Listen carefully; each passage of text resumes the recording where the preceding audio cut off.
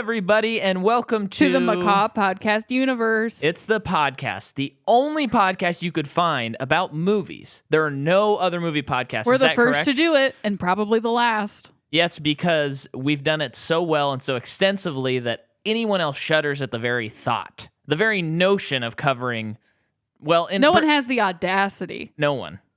You cannot. We've never even referenced another movie podcast ever on this show because there are none. There are none. It can't be done. And also, there are no other critics. It's just Jordan and I. Sorry. No one. There's no others. Yeah. There's no others. So we have this podcast. We're married. Your name's Jordan. My name's Micah.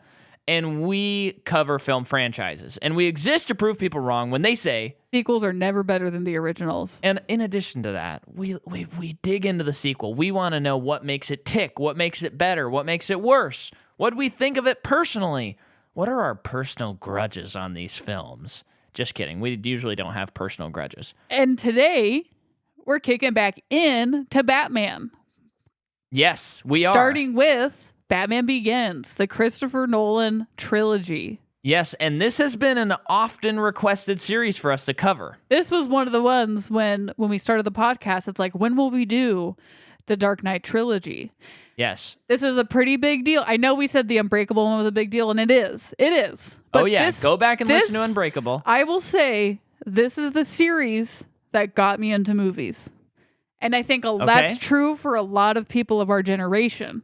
Well, Nolan has done that with our generation for a lot of people. Say what you will about him currently. He still made a pretty fantastic movie last year. But, he has gotten... I think what some people kind of roll their eyes with about Nolan is you do have a lot of people who think that he is like, the greatest thing ever. I love him. He made my favorite movie, Interstellar.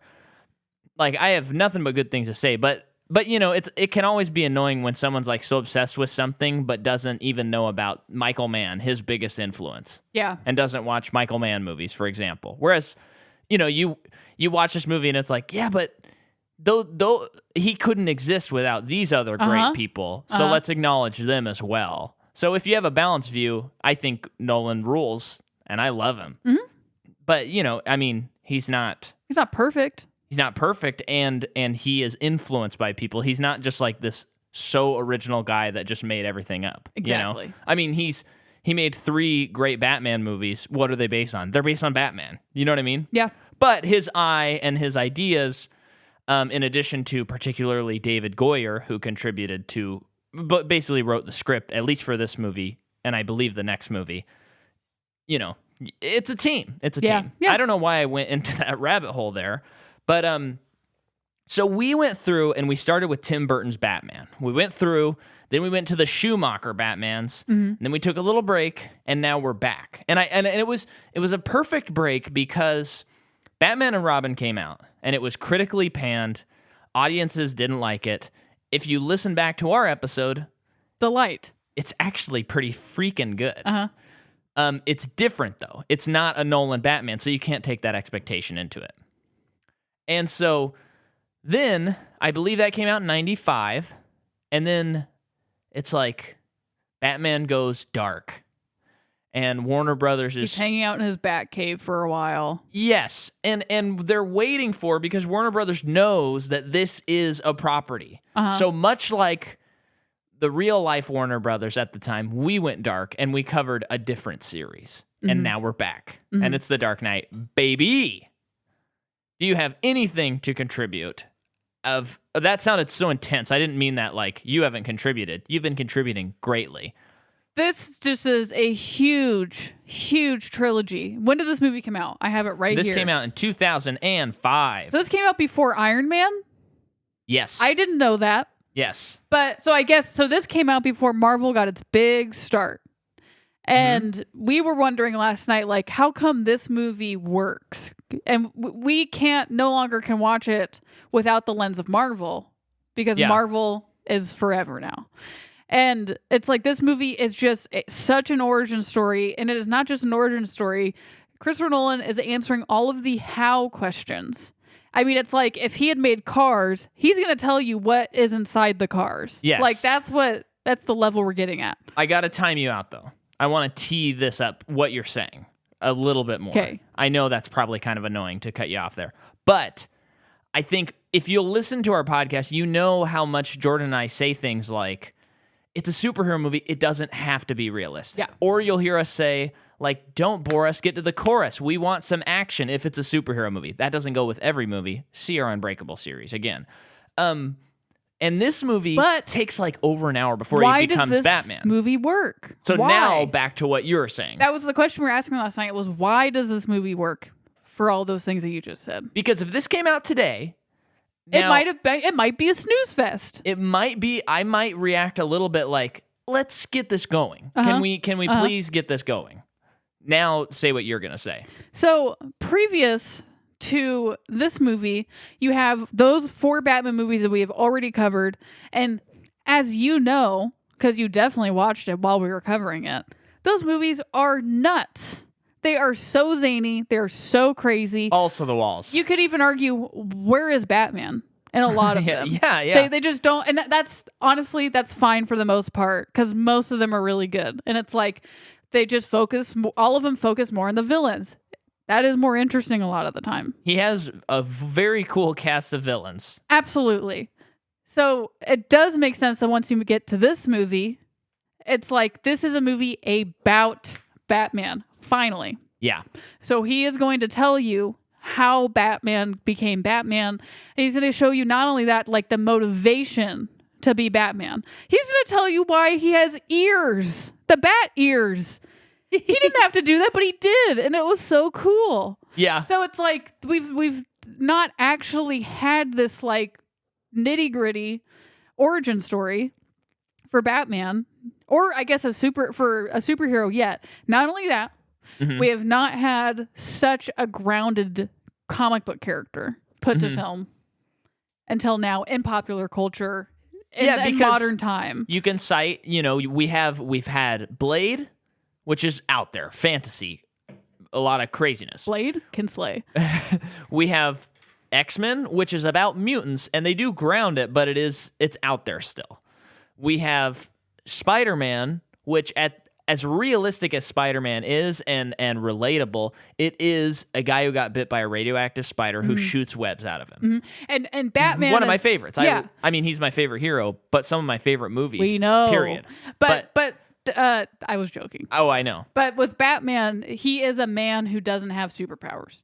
Yes. And it's just like Tony Stark. Tony Stark is not gifted with something. He's a scientist, and they're both very rich. That member in high school who would win Iron Man or Batman? That was always a topic of debate. Yeah. But with Batman, you just have some rich guy who's just all he wants to do is clean up the streets. Mm-hmm. How is he going to do it? Yeah. Of course, he's stronger than an average person, but that's about it. He knows martial arts. Yeah. And it's putting it upon himself. You can get to a lot of interesting things with that alone. Yeah. And they do in this series. This series is also when you have a series so influential and so wonderful like this, you are inevitably a lot of movies after it are going to just try and carbon copy. See, and that's something I want to key into when you're, yes. Yeah. And we've just had a lot of movies since then that are gritty and dark, and that's where it ends. And we've had a lot of movies after this that go, okay, people saw Batman Begins, they liked the details. Now, let's give them all the details. And maybe that's a movie like, say, Ant-Man maybe is an example of that.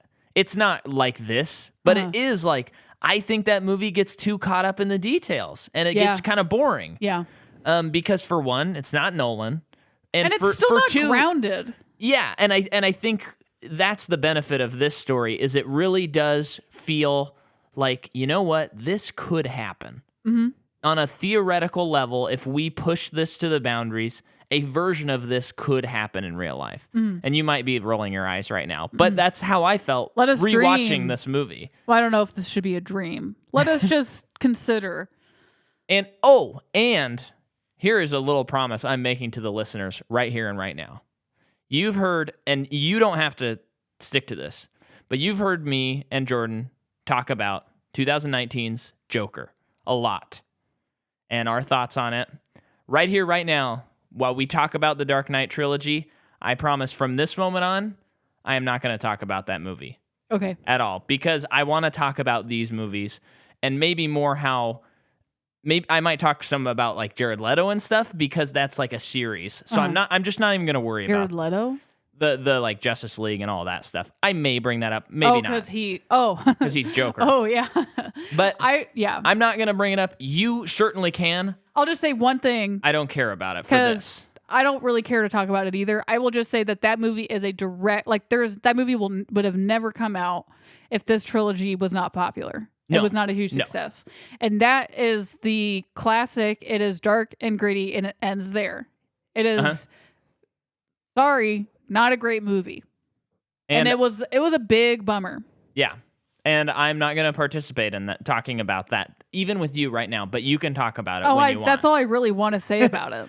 But, so we're talking Batman Begins. Now, another thing, we haven't even talked about production details. Folks, strap in. This is going to be a long one, and so are the next two. When we covered Manhunter, which is directed by Michael Mann, again, Nolan cites him as one of the biggest influences ever. Whenever he makes a movie... Makes a lot of sense since I've seen some Michael Mann movies. Makes so much sense. That. Yeah. And one of the things about Michael Mann, and granted, I'm not like a Michael, I haven't seen all of his work, but I've seen like 5 or 6 of his movies, I think. And I've seen enough to kind of know some of the things he does and whatnot. And he is a guy that is obsessed with details. Oh, so okay. He made this movie, which I keep forgetting to watch because it's on HBO. I believe it's called just Thief, starring James Caan. I know it stars James Caan. He made it, I think, the year... Sounds like a good movie. Yeah, he made it before Manhunter. Is he a thief? And he's a jewel thief. Okay. And so when Michael Mann made this movie, he hung out with a jewel thief, really figured out like how that happens. And if you remember in our Manhunter episode, we talked about how he talked to a real serial killer. Uh-huh. When he was making... Who? I don't remember. I don't remember that. But okay. It's in our episode. Oh, okay. When he was making Heat, he was talking to ex-bank robbers. He was talking to bank robbers and being like, how would you do this? Al Pacino, Dog Day Afternoon. That's true. I'm blowing past it. So he is obsessed with the details, and when you see that DNA and know how influenced Nolan is by him, you look at this movie, and I think this movie now makes even more sense than when it came out, knowing that reference and seeing where Nolan has gone now and seeing like the bones of his own creative DNA in this movie and the things that work amazing and a couple of things that don't work so well and how he's changed some of that stuff or hasn't, this or that. Yeah, there is a YouTube essayist. Yes. I don't remember who it was. But it's Patrick H. Willems. It was Patrick Willems. But he's not a film critic. Because remember, we said there was no film critics at the beginning of this episode except you and I. Patrick Willems gets an exception. Okay, fine.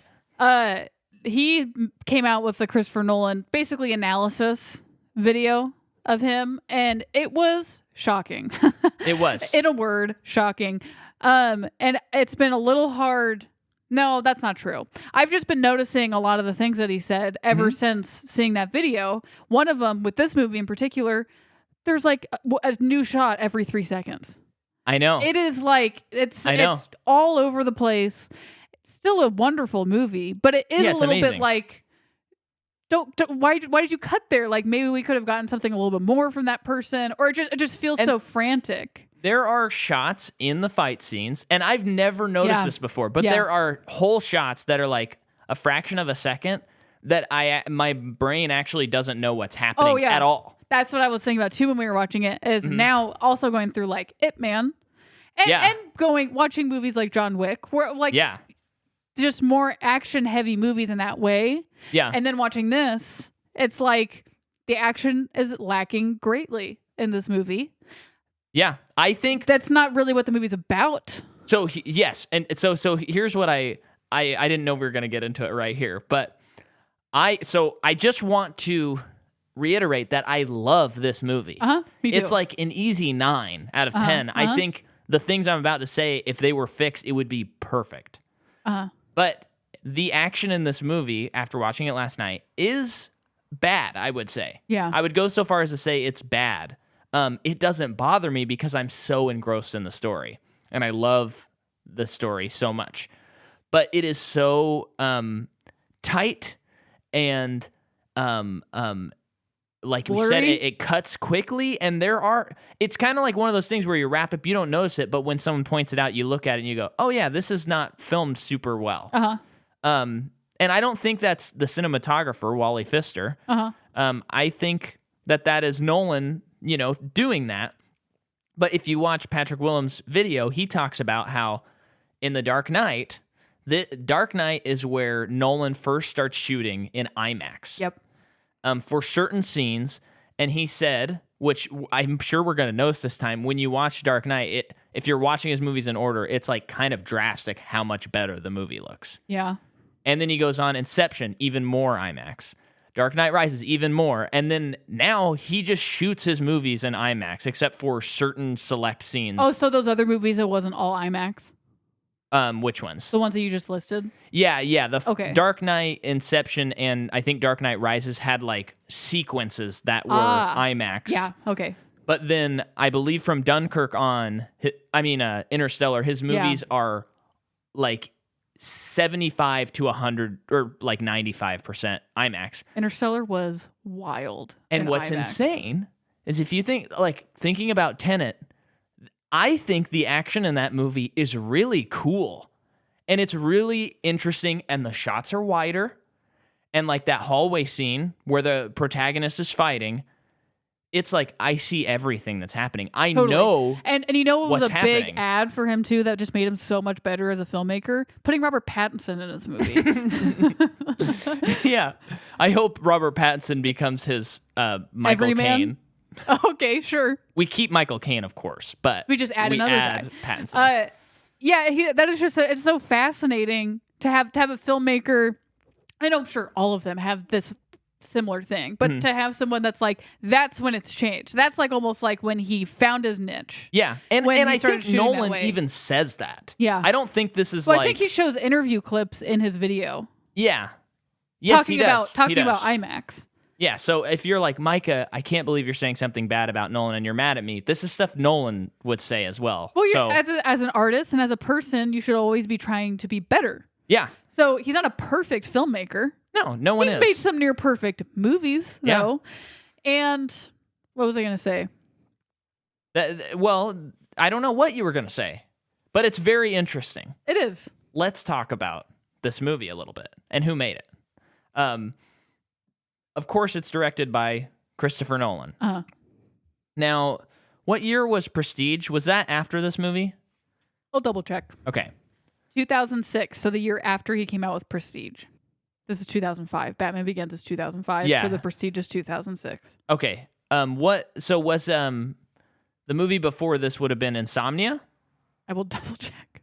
Oh, I thought you were just at his. Oh no. I'm not. I wrote in the notes after Insomnia. Okay. So. And Insomnia, gotta say, my least favorite Christopher Nolan movie. Part of it, I have no idea what's going on, and I'm like, I've never looked it up, partly because I don't really care. Mm-hmm. But when we last watched it, which wasn't that long ago, I was just like, am I supposed to be confused because it takes place in Alaska when there's no sundown? Yeah. Because the whole time Al Pacino is like has sleep deprivation. Mm-hmm. And it's like, am I supposed to feel like that? Because I have no idea what's going on. And part of that was whole sentences felt like they were cut off in that movie, if you remember. Did I agree with you on that? I don't remember that, if you did or not. But it just like there were times when someone would say something, like doesn't sound like they're done with their thought, and it cuts to another scene. Or it cuts to the other person. Yeah, I don't remember that even a little bit. It's weird. It's not. It's an interesting movie. I mean, yeah, I think it's pretty good. It's definitely a good movie. I think it's my least favorite of his. Yeah, and partly because it's so disorienting, and I just don't know if that's intentional or not. Yeah, but that goes into all of his quick cut. I would imagine it probably is intentional because he makes that movie after Memento. So, yeah, the intentionality's there, but I don't know. Maybe he didn't. So he's done Memento, huge indie hit. They're like, okay, do another one. He doesn't. Insomnia. It looks like he's going to be a crime guy, a crime thriller, a David Fincher type. Mm-hmm. And then he does this movie. Mm-hmm. And what's interesting is this kind of sets him a crime movie. on. Well, that's what I'm going to say. Okay. It sets him on the path of epic movie filmmaker because after this, he becomes epic and never turns back. Absolutely. But it's also detective. Yeah. He's I would talking love about him the to make a world's detective greatest movie. it Another would be one. cool. But I mean, I think after watching Tenet, I'm like, I don't think he's ever going to scale back. Well, I'm fine with him being the sci-fi guy. Let him Yeah. and Denny being the Denny Villeneuve. Yeah. I'm totally fine with that. It would just be fun. Make a sci-fi yeah. detective movie. I just think he'll never scale back unless he has even though Tenet, if you look at the numbers and go through it all, it really was a bomb, even for pandemic times. But that'll always have the asterisk next to it. But if his next movie like really bombs, then maybe he has to like prove There himself. you go. You know? I am so interested in what his next movie is going to be. Oh yeah, I'm always there. Always there. I love it. Well, especially just Tenet felt like a movie that he had bottled up for so long Yeah. and written for so long. It's like, okay, you made it. Okay, what's the next movie going to be? Yeah. So screenplay is David S. Goyer and Christopher Nolan. What else has he done? David S. Goyer. He's done I can look it up. he's done a lot of like superhero stuff because once Okay. he does this, he becomes the guy that people always send their scripts to and have do touch-ups and stuff okay. like that. I believe he wrote Man of Steel, Yeah. Well, and I think he wrote Dark City. The movie, Dark a movie that City. you need to watch. Yes, I do. But he has done Batman v Superman probably because of Man of Steel. Yeah, which is And he's done we're going to talk about fairly soon. Anyway. We have on cinematography Wally Pfister, and this is interesting. We have a collaboration between James Newton Howard and Hans Zimmer on the score. So this is when the Hans Zimmer connection with Nolan begins. And is this score good? You can bet your ass it's good. This is a great score. The budget for the movie is $150 million. Domestically, it makes $205, and worldwide, it makes $359. That's a bona fide hit, but it's not totally out of the ballpark. Yeah. But it's still a hit. I don't think that's quite Batman 89 numbers, but that's up there. Mm-hmm. Comes out June 15th, 2005, and they hired David Goyer because though Nolan was a fan of Batman, he was no comic expert. Okay. So he's wanting to do this project, and he's like, I need help. I need help. And as we know, Christian Bale had just filmed The Machinist, so he was like 90 So he had to gain pounds. some weight. And Nolan said, "We need you to look like a bear. You're Batman. You need to be huge." So he shows up on set. Okay. Yeah. Okay.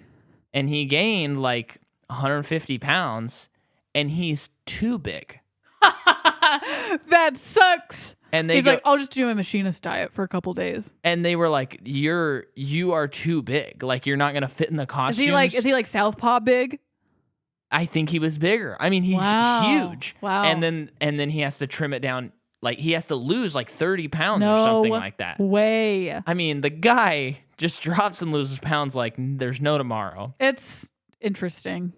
Part of Yeah. Hollywood.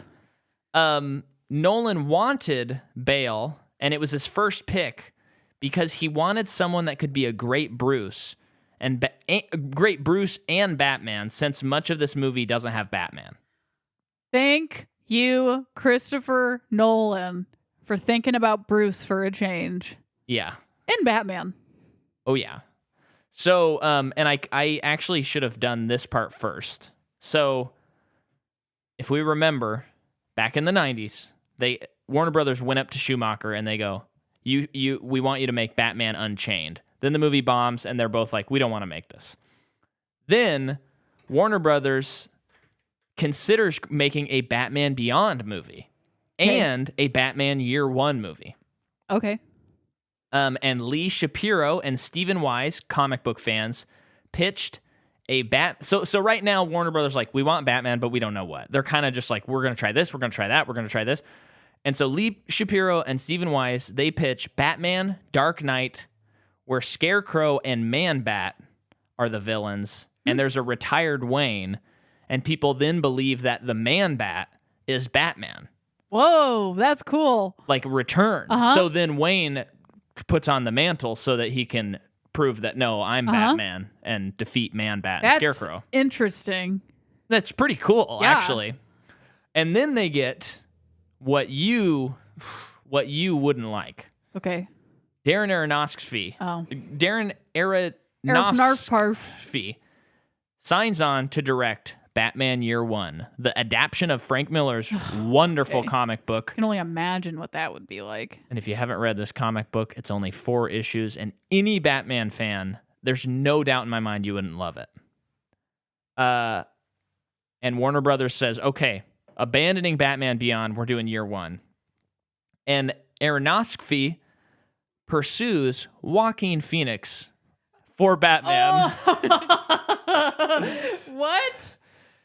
While Warner Brothers was hoping that he would cast Freddie Prinze Jr. Freddie Prinze Jr.? Are you serious? That would have been a terrible choice. So one of them... Although, I'd be there for it. I'd have to know what that was like. Freddie Prinze Jr. is too pretty. Yeah. He's Fred. But you need a pretty Bruce Wayne. But you do need a weird Bruce Wayne. That's why the more I think about it, the more I'm like, Keaton really does work. I like him. I agree with that. The more we're into this, but I'll get to Christian Bale when I get to Christian Bale. Yeah. But Joaquin, as much as Batman does need to be unhinged and strange. During that time in his career, though, makes more sense. That's true, because this would have been around like Signs and stuff. Yeah, that would have made more sense, because it's hard to not think of him as now. Yeah, and he was in the movie that shall not be named. Yeah, which we can name it. We can name it. We're not naming but I'm not it. talking about it. But yeah, I just think Joaquin would have been too weird. And I think he would have played it too I don't know weird. if he would have played it weird. I think he would have. Okay. He But I'm always just goes I'm just weird. trying to think of the time. Yeah. I don't know. We can always wonder. And so the Aronofsky Miller script had a brooding Batman and realistic violence and would have been rated brooding. R. Yeah, of course it would. He's just Aronofsky's just like, how can I make people barf or cry and run out of the theater screaming? That's what he's trying to figure out how to do it. But then Warner Brothers decides, you know what, we're going to move on and we're going to do Batman vs. Superman, where Lex Luthor tries to get Batman and Superman to fight each other. They're really simplifying that other story. Yeah. And that movie is set to release in 2004, but then in 2003 they hire Nolan, and then the ball gets rolling on this. Change. Rachel Dawes, much like Max Schreck, made up for the movie, not a comic book character. Cool. That's really cool. I was surprised by that. Yeah. And it makes her death in the next movie is kind of even more interesting, because no one would have known that was like an event in the comics or anything like that. Yeah. This movie has no second unit, so that means Nolan is there directing every shot. Wow. They sought real locations for Gotham, so they were Chicago, New York, London, and if anyone has ever been to Chicago, there is 100% a moment in time when you're standing in the city and you think, "Oh my gosh, Batman was here." Yeah. I felt that several times when I was in Chicago. But if you're by the... Hannah, if you're listening, can attest to that. We were driving under this underpass. We're like, oh my gosh, this road is in Batman. But for me, I was on the train when I went to Chicago. Bringing it back to Spider-Man. And I was thinking about Spider-Man 2, and I was just hoping I would be saved. So, 2 more things, and that's it. The Batcave is a real... huge set that's the size that it looks in the movie, with a functioning waterfall and everything. Crazy. The tumbler is real. They really designed that. They really drove it around. Tank. That's the tank. And the driving speeds are legit. Whoa, really? Because a lot of times, I mean, I don't know about now, but at least then, you speed up film, you use a bunch of different tricks, and you're doing things at like 30, 40 miles an hour, and that's top speed. they're driving around 80 miles an hour in this movie That's doing crazy. stunts. And it was fun watching the guy who was driving the Batmobile because he's like a young, like race car stunt driver. Oh, okay. And he's just like, this is the coolest job I've ever had. This is insane. And he's cool. skidding it around and just going crazy. So that is how it begins. What is cool about Christopher Nolan is he is a huge proponent of things shot on film. Yes. As well as a big practical guy.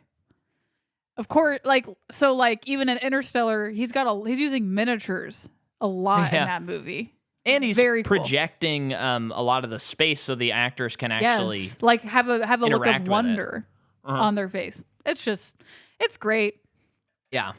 Okay, so to get into actors, I'm looking at the cast list, and Christian Bale and Liam Neeson are dueling for the best IMDb picture. I'm just gonna say that right now. Yeah, I think Bale Liam Neeson beard wins. or not? He's got some facial hair. This has been his IMDb picture forever. Okay, and I think it's him. It's him at his prime. Let me hit you with something on Bale. Okay. Do you know that we will be talking about him next year when we cover Thor: Love and Thunder? He's in that movie? He is the villain of the movie. Okay. So we're going to cover him again. I can't imagine. Like most Marvel announcements. Yeah. It's like I can't imagine how that's going to be good. Well, his name is something the Butcher. Oh, okay. So, I'm into it. Yeah. And it's Taika, so it'll be good. Yeah. Okay, so let's do this way. So we have Cillian Murphy, who plays Dr. Jonathan Crane, as well as and Scarecrow. He is Hollywood's pretty boy. Really well known for 28 Days, Inception. 28 Days Later. Oh, yeah, sorry. 28 Days Later, ... Inception, Sunshine, Red Eye, Peaky Blinders. Oh, Sunshine's so good. It is. He's also in he's a Nolan guy. He's in a lot of stuff. And then we're not covering Gary Oldman because we have. We have, yeah. But his best performance. Yes, is in these three movies, for sure. Katie Holmes plays Rachel Dawes. She is also in Jack and Jill, Dawson's Creek, Disturbing Behavior, Coda, No Apologies, Ocean's 8. Can I say my thing about her? Sure. After watching these movies, once I quote, became a film guy, when you're like annoying in your film liking, I convinced myself that Maggie Gyllenhaal was amazing and Katie Holmes kind of sucked. Yeah. And that's oh well, that's kind of a stain on the series, but who cares? But we watched it last night, and Katie Holmes is so good in this. She's really good. Part of it, she's so good. A big part of it is she's written really well. She's written really well. I mean, she's a great actress. That's a big part of it. But she's written so well in this movie. Yeah, in both movies. She truly I feel like she actually, she feels like she really does want to take down the mob, and she really isn't scared of them. Yeah, and she does feel like when she's telling off Bruce. Yeah. She doesn't care about the money. She doesn't care about who he is or whatever. Yes. She cares about him, the kid she grew up with. Yep. And she really does a wonderful job. I think she's fantastic in this movie. She's so wonderful. Okay. Ken Watanabe plays Ra's al Ghul. Well, that's his name on the thing. Yeah. He is also kind of a Nolan guy, a little bit. Well, he's in Inception. Who is he in Inception? Fido. He funds the whole operation. Wait, that's the same guy? Are you serious? Yes, look at his picture. That's the same act. Are you serious? I mean, he looks a lot different. No, the makeup in Batman Begins makes him look a lot different. I actually thought to myself watching it last night. Yeah.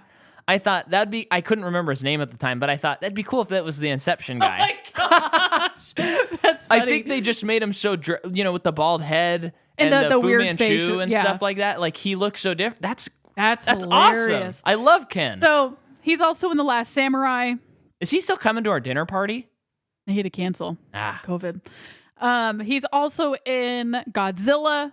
I mean, he's in the Godzilla franchise. He's really good in Godzilla. He is. He's great. And then he's in Isle of Dogs, Transformers, the original, Transformers: The Last Night.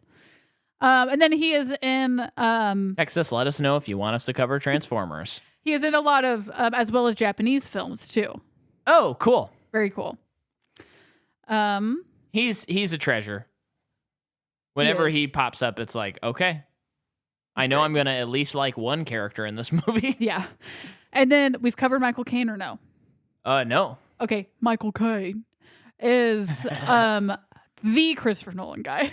Yes, yeah. He's in a lot of his movies, including Prestige, including Inception, Interstellar, blah, blah, blah. He's also in The Cider House Rules. Where he won an Oscar and he beat out like everyone else, which... In Cider House Rules? Everyone... What are you talking about?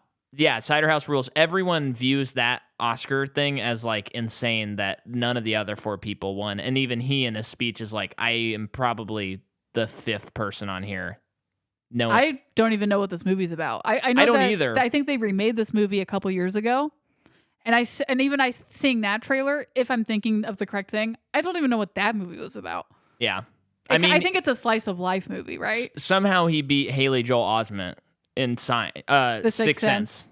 And that's kind of, and there's another performance too that's like I think it's someone from Green Mile.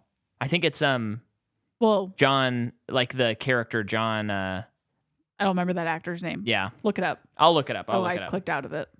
So yeah, Michael Caine, and then we have Morgan Freeman, who we have not covered before, I don't believe. No. He is in Seven, Invictus, Driving Miss Daisy, $1 Million Baby, Bruce Almighty. Morgan Freeman, everybody. He's in a lot. He's really great.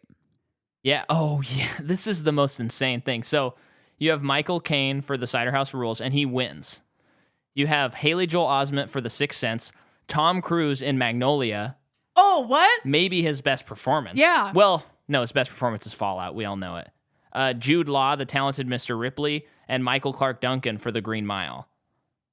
And pretty much you can talk to anyone. And that's crazy. Anyone says like... That's a crazy year of movies. Any 4 of those. Uh-huh. What's that 1999 year? Remember? Yes. We talked about that in Unbreakable episode. Christian Bale, who is one of the best IMDb profile pictures out there. We go again with the IMDb profile picture. Well, I need to go off a little bit about Christian Bale. Okay, Micah, will you give that to me? So, he is my Batman. Like I said, this is the series that got me. Hashtag my Batman. Hashtag my Batman. This is the series that got me into movies in general. But it also was like, I guess Marvel wasn't out yet, but it's like, comic books are cool. I've never read comic books. Mm-hmm. Christian Bale is so cool. He is the best representation of Bruce Wayne and Batman. And I know that that's probably biased because he was my first Batman. But even watching the old stuff, definitely the new stuff, he's Batman. Hey, you have not seen Batman v Superman and Justice League, so you don't know. I don't need to. You might be all about Batfleck. I highly doubt it. You might like someone who Christian only Bale, delivers exposition. You might like that. Bruce Wayne, it's just like unbelievable that they figured it out. They got the perfect guy. He is. I mean, I think it's. I think the only other person that people argue who aren't like Snyder heads, the only other person people argue is Michael Keaton, and I think, and that makes sense. Yeah, and I think that's fine. I think that's a good pick. Well, and people will say Kevin Conroy, the voice of Batman in Batman animated series, and the video games, which I'm cool with that pick. He's amazing. Great. But I think it's pretty undeniable. I know that we do have our opinions, but it feels to me like it's a very objective opinion. Because it does to me also, too. This is the first story that actually gives Bruce Wayne really anything to do. Yep. He does have a decent amount to do in Batman, the first one. Well, it's like, but it's not to this level. What they do so well in this movie, it's like, okay, the whole catalyst for Batman becoming Batman is his parents getting murdered by a junkie. Yeah. But this explores why and what he has been struggling with his whole life about it, you know? But anyway, just to get into Christian Bale, I know he's had his issues in life. Oh yeah, we've talked about him. Yeah. I just gotta say though, so I think when we talked about Lord of the Rings, I probably said that I think Sam was my first movie crush, but I didn't know that when I was a kid. Christian Bale is my first celebrity crush. He's your Jennifer Garner. Yeah, sure. And Sam is your Princess Leia.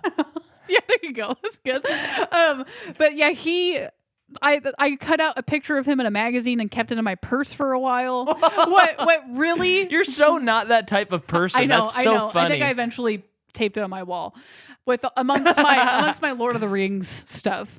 But, okay, good.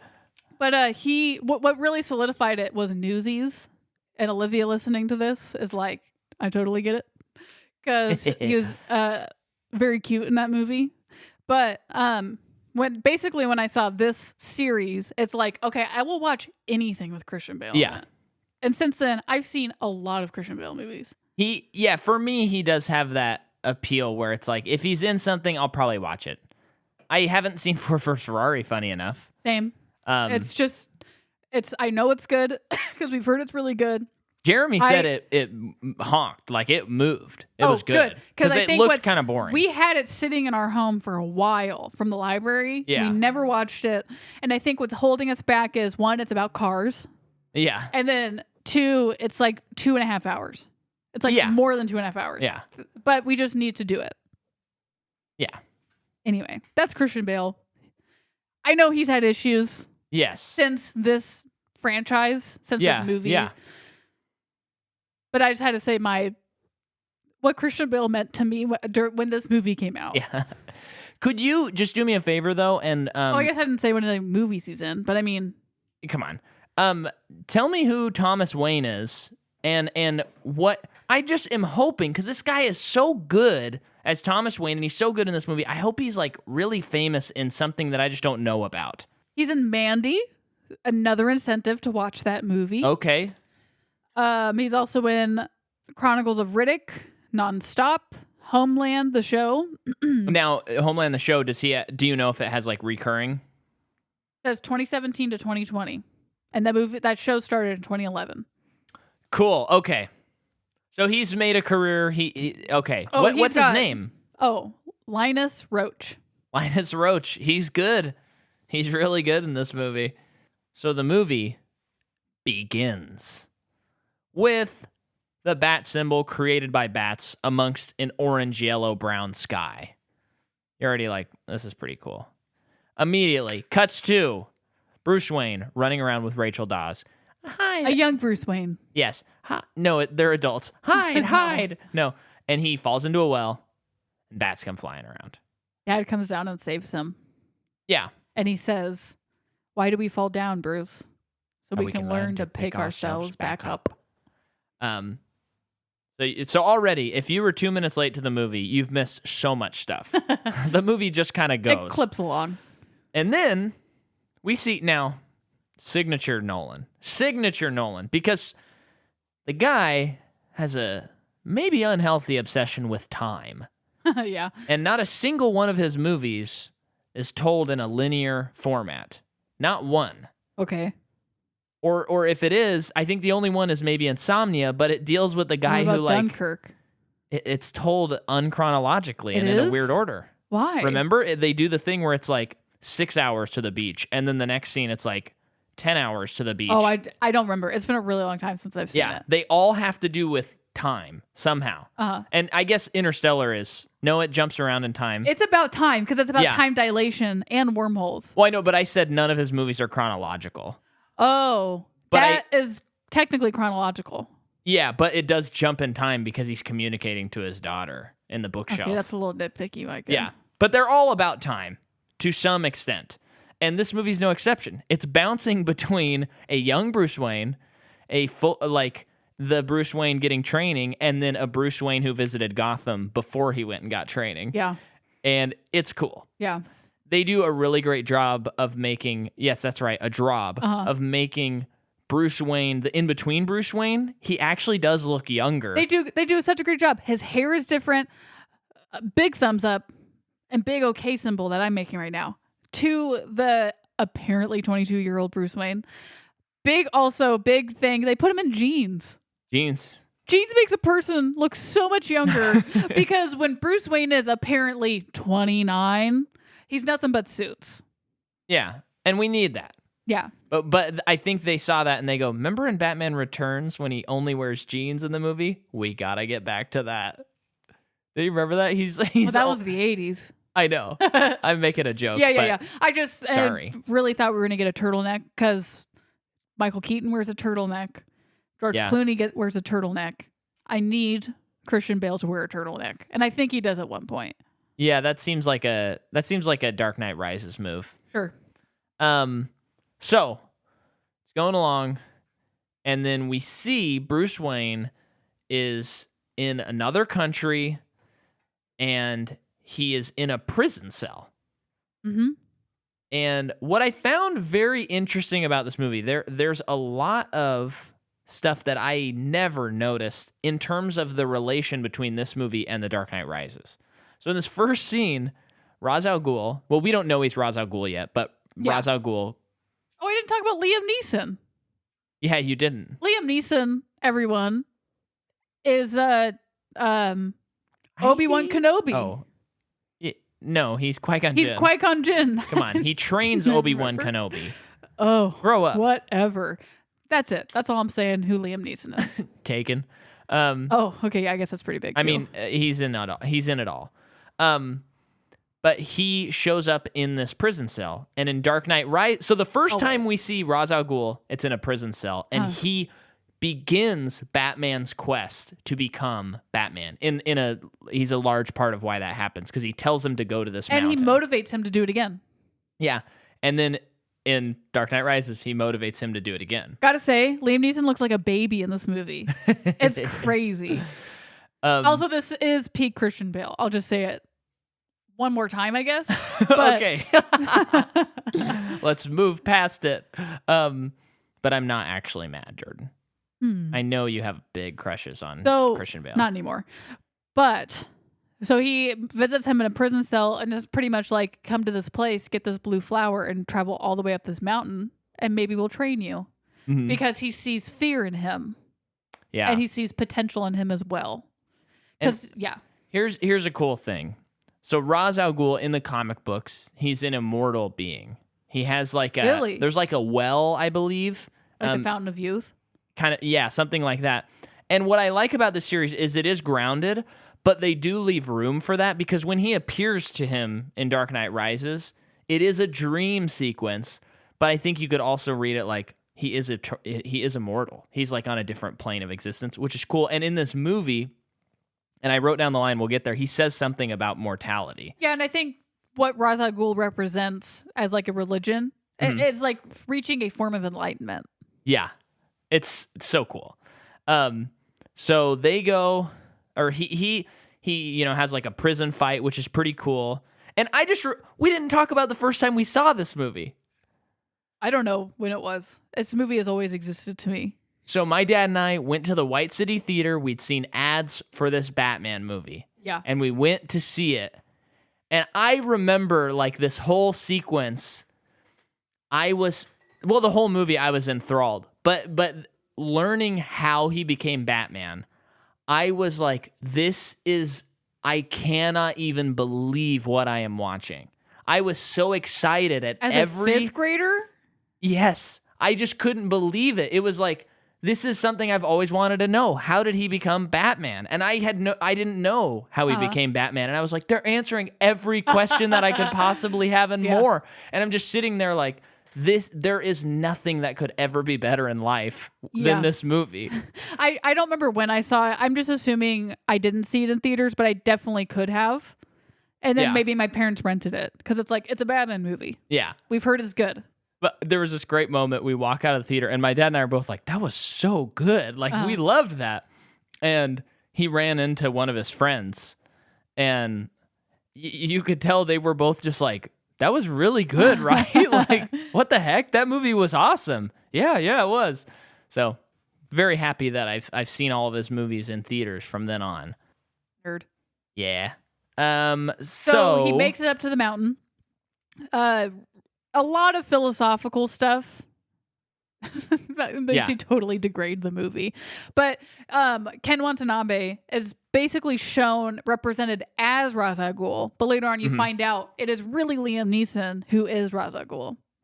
Although the Ken you think they- Watanabe dies, so it could be like a Mantle type situation where Oh, he was Roz. I took that as he always was, and he was misleading people. That's how I've always thought of it, but this time I thought maybe it is like now he is the high priestess, you know? He's not a high priestess, but Right. But the way I see it too is if you reach that highest level of enlightenment, everyone's Ra's al Ghul.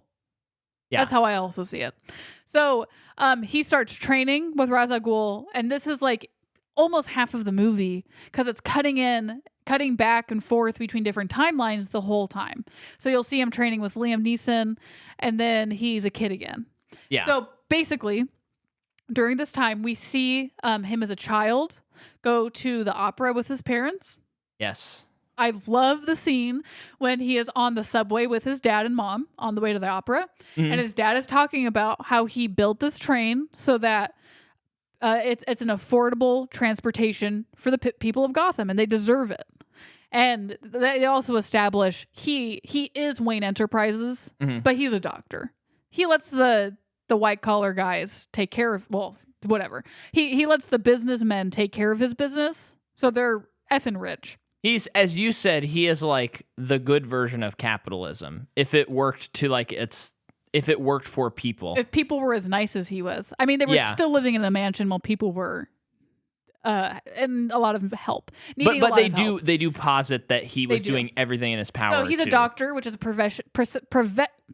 profession that helps people. He also built a train, and not only that, they're on the train riding it. Yeah. They are the richest people of Gotham. Why would they need to be on a train? Public transit. Yeah. It's like anyone no. who's that rich would have their own driver. So it's just like, I think originally I would have thought like, that's dumb. Why would they be on the train then if this is for normal people? And it's like, he is a normal person. And that's what Yeah. he's trying to teach his son, is to always think of other people. I Yeah. just love that so much. It's just such a great Bruce characterization, growing moment. Yeah. And so they get to the opera and they're watching some sort of bat performance. Yeah. And little Bruce gets scared. And the kid's acting in that scene is really good. The kid's really good. He's really good. And then they go out into an alley. It's Crime Alley, of course. We all know this. Is that what it's called? Oh, yeah. Come on. Okay. I mean, in the comic books. I don't know if it was called that when they walked down it. Sure. But, you know, it becomes known as Crime Alley. And Thomas and Martha Wayne are gunned down by Joe Chill. Now, we have the Pearl shot. As if you remember from our Batman episode with Will and Kevin Hines, there's some pretty funny stuff about the pearls. And so now they've been killed again in cinema history. Poor Mr. and Mrs. Wayne. Yeah. I think They have at least 2 more to go, but I think know. they have 3. I will say, because it's beaten to death. In the case of Joe Chill, the actor does a really good job of acting scared. Oh, Like- he's like- really good. Like, he doesn't mean to be doing what he's doing, but because of all of the circumstances that the movie explores, that's what happened. Yeah. And the last moment he shares with his dad, what does his dad say to him? Just like, don't be afraid. Don't be afraid. And the That- whole movie's about fear. About fear. Yeah. So that's really great. And here's what's really cool too. So if in the Burton Batman, they make the killer the Joker. And it doesn't really make sense, and it kind of doesn't really add to the story in any way. Yeah. But he just realizes that the Joker is who killed his parents. Yeah. But what I really love about them doing it this way and staying true to the comics in this fashion is this shows the depravity and the state of Gotham. Because although this guy has connections to Falcone, it's like, well, actually, I don't even think he has any direct connections to Falcone. No, he does. He does, He's which we probably get a into drug later. dealer or something. Yeah, but it's not like this grand scheme where at the end of the movie, Batman finds out like, oh, it was actually Ra's al Ghul or something like that. It's just a person and a random act of violence, which shows you how violent Gotham is and how much order needs to be in it. It's just great for setting up this city. Yep. 'Cause- Oh yeah, watching it this time, all the light bulbs were going off for me because Yeah. I've seen this movie quite a bit, And it's never made sense to me in the way that it has. And like I've said before, when I watch movies where it's kind of convoluted, I get so distracted. I'm looking at the set, or I'm looking at looking at extras, and like, are the extras doing a good job? And I completely miss the exposition. This time, I finally keyed into it, and I know what's going on. So his parents die. There's a funeral for them. Alfred's taking care of him now. Yeah. Very sweet moment where he's talking about how much he misses them. Pretty much any scene Alfred's in, I want to cry. Yeah. Because he's such a sweet person. Also the best Alfred. And I think that they just do such a good job of like if you took Alfred out of this movie or any of the other movies, they would reduce so significantly. It's crazy how much worse the movies would be. Michael Caine like grounds these movies and grounds the character of Bruce Wayne. He needs he becomes the paternal figure for him. Yeah. It's obviously different than who his dad was, but that's who he is. He's asking the hard questions when they need to be asked. Yeah. So he's taking care of Bruce now, and then within all this time, it's switching back to him training with Ra's al Ghul. And now, I got a thing to say about Ra's al Ghul. Sure. I just want to say something he says in the prison. Sure. Because it is like the thesis of the movie and the whole series. He says, if you make yourself more than just a man, if you devote yourself to an ideal, and if they can't stop you, then you become something else entirely. And that's setting up, which it's so cool, because the whole series just talks about Batman like he's not a person, he's a symbol. Yeah. And in this movie, Wayne is always trying to say, like, I want to make them fear what I fear. It's always the symbol, the Batman. And that's why I think the payoff of Joseph Gordon-Levitt at the end of Dark Knight Rises and the thing lifts and he is in the Batcave, to me, I think it would have been a complete travesty if they had made a sequel with him. Sure. Because there were so many people who were like, they set it up for a sequel. But it was so poetic. Oh, I never felt that way. I never did either. But I had friends who were like, they have to, right? And I'm like, no. The whole series has been telling us this is a symbol that has to live on. Yeah. And it will live on now. Yeah. And that's like so beautiful. And this is just Bruce's part of the story. And this is a comic book. Yeah. How crazy is that? It's insane. It's so cool. So I love that it sets that up. And it's so cool because Ra's is a symbol in himself. He wants to become something else entirely, but his is judge, jury, and executioner. Yes. Whereas Batman is judge, I guess. Not even judge. He's just putting them before the judge. Well, no. His whole thing is justice, which is what Rachel does. That's the word. Well, he adopts most things about Ra's al Ghul, but the most important thing he adopts from what Rachel tells him. So within all of the training and the flashbacks, we flash to Bruce has come home from Princeton, I think. Yeah. And he's there for a little bit, but he's really there because they're sentencing Joe Chill. But Joe Chill is going to offer. It's just so funny that his name is Joe Chill. I know. And they're like, Mr. Chill. He has special Falcone information that he's going to offer to hopefully get him on parole or get him off. Yeah. So he comes home for that. And a lot of people, Alfred is like, are you sure you should go?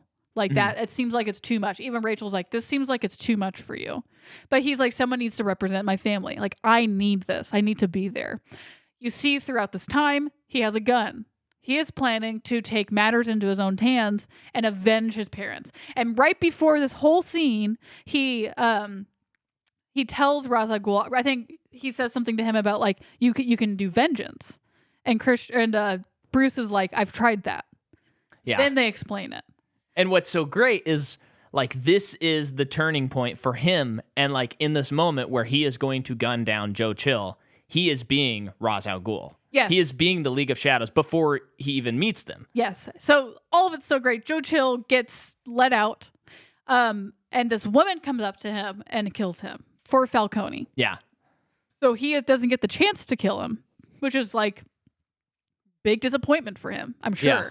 But it also it gives him a second chance to reflect on that, on what would happen if he did. He's in the car with Rachel complaining about it all happening. This is a good movie. and Rachel goes down into like that's called the Narrows, which is like the slums of Gotham, to show him Gotham is not good. It is rotting from the inside out. And I'm convinced that Michael Mann directed the scene we're going to talk about and wrote the scene with Falcone that you were about to get to. So, yeah, she's underground, stops at this bar that Falcone owns, like, the mafia restaurant. Mm-hmm. But before he goes in there, so he reveals to her that his plan was to kill Joe Chill, and she slaps him. Yeah. Twice. And she is saying, basically, you're dumb. That would not have solved anything. You should be your father would be ashamed of you, which is like hits hard. Crazy huge. Yeah. And then she also says, I think this is before she finds out about the gun thing, but basically like that's not just like killing him is not justice. Justice is about harmony. It's not about vengeance. Yeah, because he's explaining and she's saying vengeance, but it's not about vengeance, it's about justice. Yeah. So when he becomes Batman, he wants to provide justice, not vengeance. He's not trying to get back at Falcone because he's a bad guy. He's trying to eliminate that problem so that there is harmony within Gotham. Yeah. It's incredible. Now, I think this segues in very nicely into justice, the idea of justice. This is big for Batman. But the older I'm getting, the more I'm getting into comics again because of Marvel Unlimited. It's only $9.99 a month. It rules. It's the best app. But although they do need to make a couple of adjustments to the app. But the older I get, the more I do kind of think, you have these comic book characters and they go around and they destroy public property as like annoying as it sounds, but it's like they destroy this public property. They don't abide by due process. They do take the law. They are vigilantes. And sometimes I'll read a comic book or watch a movie and I just sit there and I'm kind of like, like I don't necessarily side with the hero. Which I will say for Marvel, they cover that. And it's interesting. They do.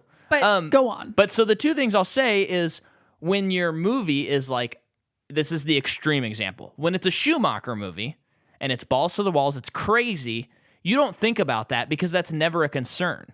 Yeah. But with all these new movies who are like, wow, Batman Begins did it, we have to make everything realistic. Yeah. Sometimes it makes you, like when you sit down, when you finally watch Batman v Superman, Jordan, your brain is going to be so confused by the plot because they try so hard to make it realistic, but then there's like details that don't make sense. Yeah. And you sit there and you go, if I was in this world, I wouldn't like any of these heroes. I would not look up to them. Yeah. And part of that is because he misunderstands who Superman is. But, so all of that to say, this movie, I think, does a wonderful job of creating this Batman character who seeks justice because we truly see how, just as in the Batman Year One comic, how truly depraved and messed up Gotham is and how the people who are supposed to be taking care of it, the police in this case, and even the court system, don't take care of crime. So there literally is no other option. Someone has to step up and do it. Yes. And that's why the Rachel Dawes character is so good. They needed to create a character who was within the court system and showing her struggle with why that's broken. And that's the genius of, and this I'll give to the comic books, that's the genius of Harvey Dent. Sure, yes. When he's done well, because he's supposed to be righteous, and then he becomes like the opposite of Batman. And we haven't even gotten to Gordon yet, but he represents the good side of police. Yeah. Early on when Bruce is figuring out who Batman is in Gotham, he enlists Gordon's help early on, and they establish in more vague ways than the rest of the movie, which is totally fine because there's a lot going on, that Gordon is a good cop. I mean, they do show that when he's with Flass. Yeah. And Flass is a bad cop. He's corrupt, and Gordon is just trying to do what's right. Well, there's that great scene where he says, "You sure you don't want a cut of this?" Because it makes people question. And he goes, "I'm no rat, but I'm not taking it." Right. So Bruce finds him and enlists his help, which he enlists his help for the next two movies. And even when the police are commanded to take down Batman, Gordon is always there to help him. Yeah. Cool. So he talks to Falcone. This movie's really good. Talks to Falcone. Great, tense scene. Love the acting, the Falcone actor. I don't remember his name, or know it, rather. But he does fantastic. Yeah, he is Tom Wilkinson. Tom Wilkinson. Yeah, he's wonderful. And But by now we're like 40 minutes in, still no Batman. And now we go back to the good old-fashioned Ra's al Ghul up in the temple. And they present a criminal who murdered someone. And that's his initiation. Yeah, there's all this other fun, cool stuff, but we do have a life outside of this podcast, so we can't go over every detail, right? So Bruce is supposed to kill him. He won't kill him. And this is where they really establish that rule that Batman does not kill. Yes. And that's why when you watch the old movies and he kind of kills people, and then in the new movies when it's like, yeah, he kind of just killed a bunch of people, you're like, what? Yeah, it's He's shocking. not supposed to do that. In the video games, doesn't he not even kill people? He just incapacitates people. No, he doesn't kill them. No. Crazy. Cool. I mean, it is a Batman thing. So when you see it in movies, it'd be the same as Spider-Man killing someone. You'd be like, does Spider-Man not kill people? No. Okay. No, never. He always webs them up and leaves them for the police. Yeah. Yeah, people die, but that's different than killing them, Uh-huh. Well, he kind of kills Ra's al Ghul in this movie. Yeah. Kind of. But that's interesting. It's like tomato kind of thing. Yeah. I just don't like when the older I get, the more I'm like, my superhero shouldn't kill someone unless that's what, I don't know. That's the only option, which sounds weird. Let's just blow past it. We'll talk more about that in Man of Steel, I promise. Go. So, he has a huge fight with the Ra's al Ghul and the people. Yeah. He escapes. He goes back to Gotham. Cool set. Very cool set. So he's back in Gotham. He is learning that the Wayne company, they're trying to go public with it. He really has no control over it anymore. I mean, he's set for life. It doesn't really matter what happens. But what he does want, according to him, is a job. Yeah. And he would like to have a job in like the tech development area of Wayne, which is when Morgan Freeman comes in. Morgan Freeman Lucius Fox. Yes, he was put down in this basement because he was asking too many questions. They're like, you got to work in this basement for the rest of your career. Coincidentally, there's a lot of interesting stuff that goes on down here that no one knows about. Yeah. So he starts getting equipment from Fox. Mm-hmm. And then also with Alfred, they start ordering equipment. This is also crazy. They didn't have to do this, but they did this. So throughout this time, he's also surveilling Falcone. He's learning some stuff, doing some like spy work. Yeah. They figure out like they need to get bat ears so that they can put recording devices up in them. Yeah. That's insane. They didn't have to do that. They did it. Not only that, Alfred says, we need to order like 10,000 though, so it's not suspicious. Alfred is constantly like... Talk about inventory in this movie, and you're into it. Crazy. Later on too, when Bruce wakes up with a ton of bruises and Alfred's like, what happened? And then he's like, if this is going to be a normal thing, we need to have a story. So did you join a polo team? Yeah. That's crazy that they're just covering the like legality of this stuff. Yeah. It's like, that's so smart though, because people do wonder, and you're grounding it like crazy. You need to answer those questions if you are. And that's why when a movie tries to ground, but they only go halfway, it's worse than if you just go fantastical. Yes. With your superhero. Yes. So he's becoming Batman, and then he goes to the docks, right? Can we go there? Sure. And we have the great scene where he is picking off these Falcone members one by one. Mm-hmm. And he, his first line as Batman, they go, "Where are you?" They're shooting the gun, and he goes, "Here." And then cool. They pull him up, and then they do the reprise to the old Batman, the Batman Burton, where they're like, "Who are you?" And he goes, "I'm Batman," and pulls him out of the thing, and you're just like, "This is the best!" You're just fist pumping, and then he sets up Falcone on a spotlight to look like a bat, and Gordon shows up, and he's already been thinking, visited by Bruce at this point. Yes, that's right. Unknowingly. And I love that scene too, because he's acting like he is holding him at gunpoint, and it's just a stapler in his hand. Yeah, yeah. Because I think too, like some inquiring minds would just be like, "Oh, so he's using a gun now, but he doesn't use it later." And they make the point to show that it was never a gun, and his life was never in danger. Yeah. Also, there's the great thing. It's the humor in these movies I really enjoy. Mm-hmm. It doesn't go too far, but it's not just like dour movies. Yes. Because there's that great scene where he's like, what's that thing over there to Lucius? and he goes, "Oh, that's the tumbler. You wouldn't be interested in that." And he says it in a kind of like, "You wouldn't be Morgan interested Freeman in is that." the comic relief of this movie. He rolls, and then he goes, they drive it around, and then he goes, "Well, what do you think?" And he goes, "Does it come in black?" And I'm going, "Yeah, and baby." he's spray painting his batsuit black. He's spray painting the It's kinda batsuit. funny. It's awesome, So though. throughout all of this too, he is going back into as a public figure as Bruce Wayne. We do get some Playboy stuff in this movie. Are we talking the pool? The Yeah. hotel pool? Well, this also goes into kind of the funny stuff. Uh-huh. He's been gone for 7 years, and he just is suddenly back. So he is at this dinner party with elite people of Gotham. He brings two girls to this who Two models. They're models. two models who began like swimming in a fountain, and he is told like they're not supposed to, and he says, "Well, I'm just buying the hotel, so it's fine." Yeah. And he gets in with them. Just funny, ridiculous. Runs into Rachel, and that's when it all comes crashing down again, you know? He's like, "This isn't me." And she's like, "It is you though, because what you do defines you." That's her big thing. Yeah. Um It's not what's inside that matters. It's what you do that defines you. Bruce. So, and later on when they meet again, it's his 30th birthday. Yeah, right. His 30th birthday. And she comes to give him a present, and they have a very similar conversation where he is just trying to convince her that he's still the kid that they grew up. You know, they grew up together, and they love each other, whatever that means, you know? Like, I should tell you that when they filmed this, he would have been 30. seriously? I just looked it He's up. 30 years old? Yeah.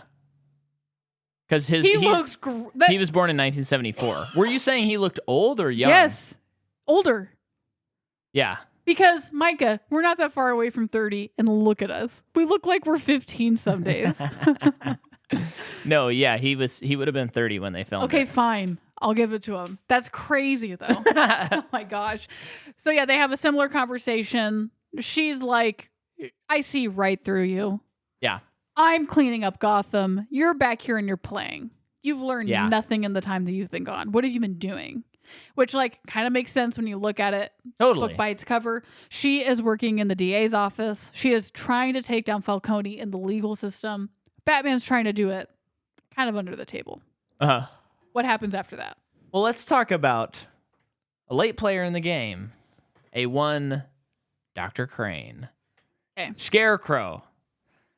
So, again, when I see this movie, I'm only familiar with the villains that came out in the movies, the old movies. And I'm like, Scarecrow? This guy's cool. Mm-hmm. Ra's al Ghul? This guy's cool. It's just smart that they didn't go, let's do the Joker first. Because your Joker's a slam dunk. But it's so smart that they said, let's do some lesser known to mainstream villains so that we can focus on Batman. We can really focus on Batman.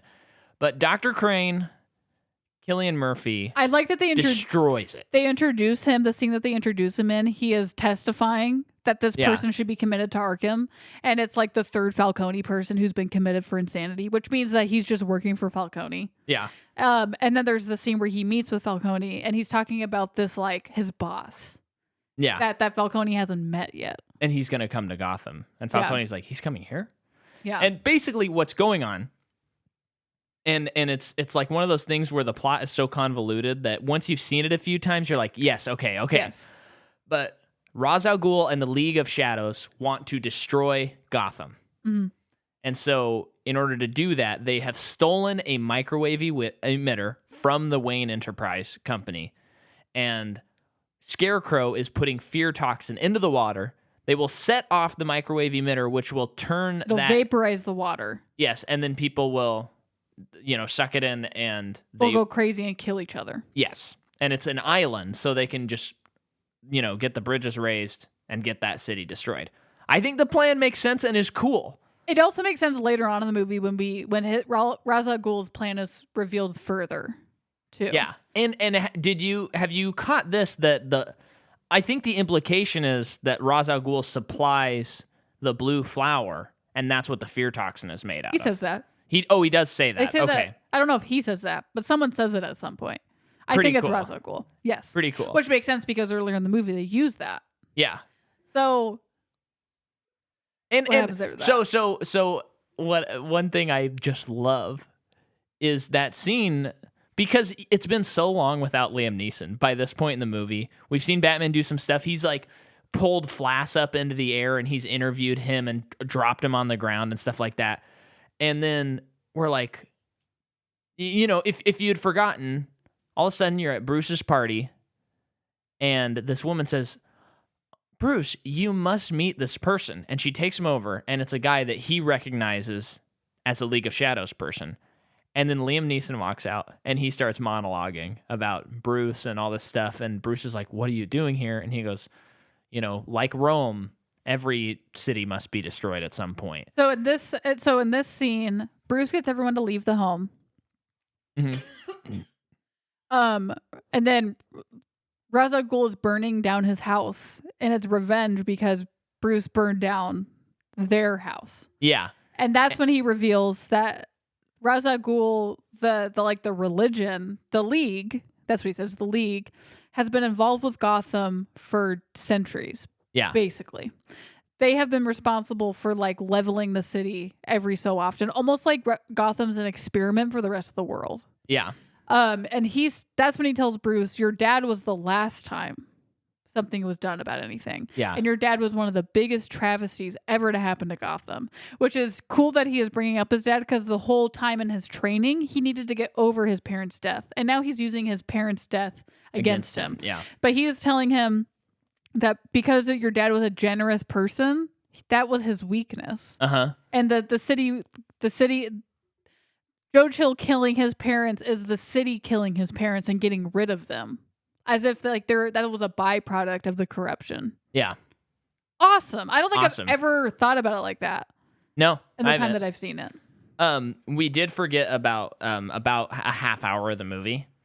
That's okay. We've been talking a lot. Yeah. But Batman gets gassed by Scarecrow. Yeah. In an apartment, and it looks really cool. The effects are really cool. And Alfred cooks him up a cure. Well, Lucius does. Yeah. But, and he races back. And then Rachel corners Dr. Crane and is like, this isn't good. I'm gonna continue going after Falcone and stuff like that. And then Crane takes her down where they're dumping the fear toxin into the water. He gasses her. With a concentrated dose that will kill her. Lethal. Yeah. Yeah. And so then Batman comes in. There's a nice fight. There's one of the most iconic for me in the movie where Scarecrow takes off his mask and he goes, the Batman, or he says something. Yeah. The Batman, and the way he says it is he's so excited to see him, even though he knows that it's trouble. I love that. And that's a really cool scene too, because Batman uses the sonar to call all the bats. Yeah, when he's cornered by all the SWAT. And that's when he gets Gordon to help him. To take Rachel home. And then there's this crazy scene where they're driving the Batmobile, the Tumbler around, and you can watch the behind the scenes. They're just doing all the stuff in it.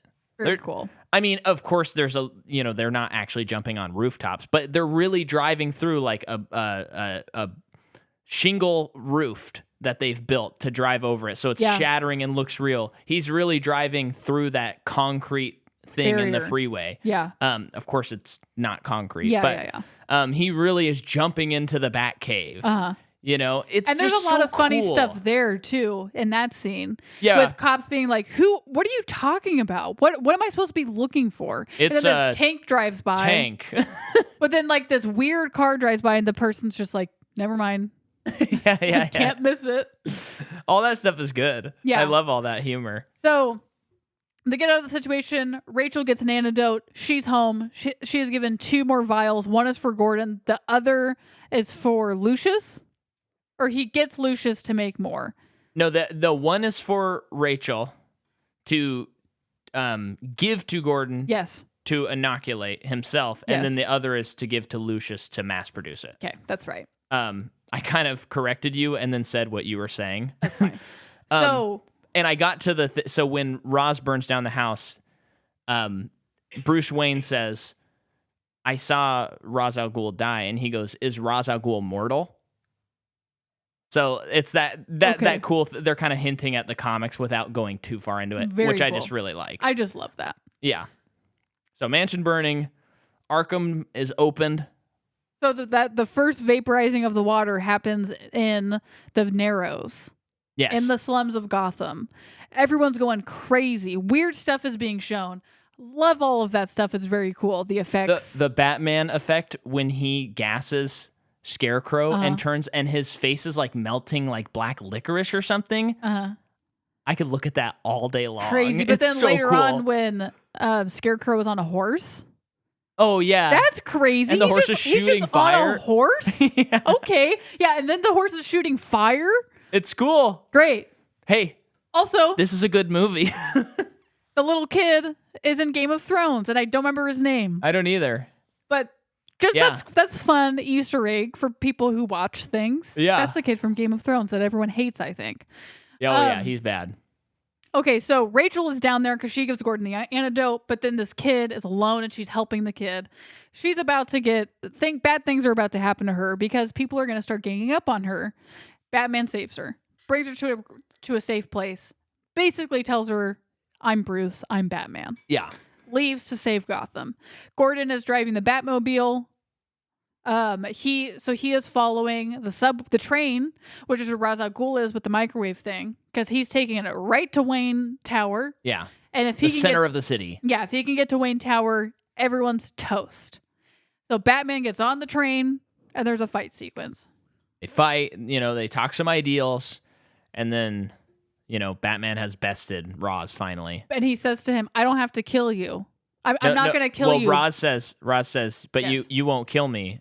No, I think what Ra's says is like, finally you're going to do what you were supposed to do and kill him. Yeah. And he says, I'm not going to kill you, but I don't have to save you. And then he opens his wings and flies out of the train. And I love Liam Neeson just closes his eyes calmly and dies. He knows that this is the end of his journey, which That's is just always so kind crazy. of like it's almost unsatisfying in a cool way. But Gotham is saved. Yeah. Antidotes are going to go out to the people who need it. Yep. Wayne Manor is burned down. And he's with Rachel, and they share a kiss. And you're like, oh, he gets the girl too. But then she says, no, I can't because I've seen your mask. And what she means is Bruce is his mask. He said something like it's only temporary or something like that. And she goes, no, this is your mask. Come on. That's cool. That's so cool. And then him and Alfred are talking, and they're like, what do you want to do? Yeah, Alfred's like, this really gives us some new opportunities to build special reinforcements. Maybe on the east side? I was thinking the same thing, Alfred. And you're like, cool, Batman's going to continue. And I think that's the movie. Yeah. Batman Begins. It's wonderful. It's so good. Yeah. And one of the unique things about it is the realism element. I think that's what makes it so different from other superhero movies, particularly at the time. And I think there's a lot of investigating going on. Yeah, which we love a Batman detective, He is the world's greatest. And it's just so good.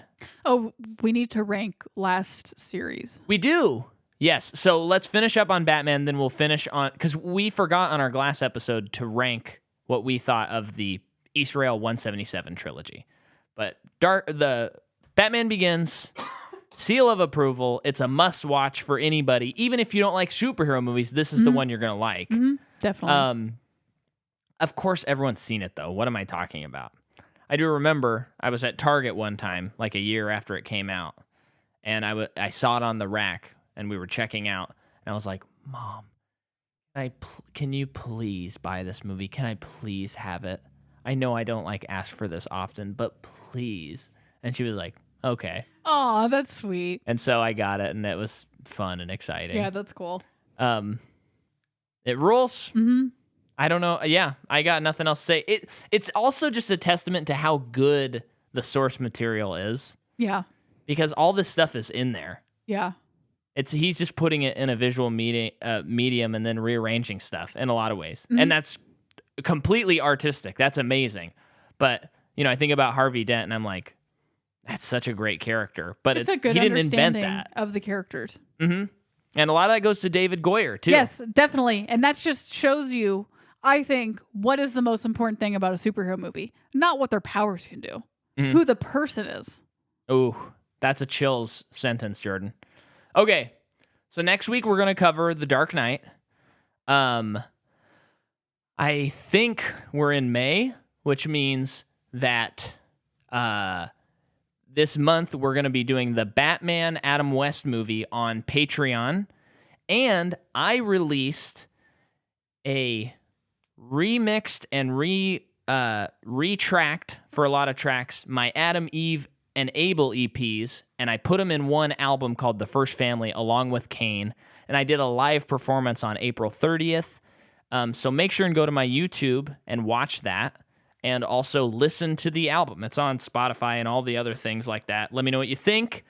And join Patreon because they were the ones that made that possible. They funded me being able to redo these. So help fund EPs. the next project. Yes. But what is your ranking of the East Rail 177 trilogy by M. Night? I kind of feel like that lame person that says all of them. No, we don't do that here on the Macabre Podcast I feel universe. like I got away with it on Lord of the Rings. No.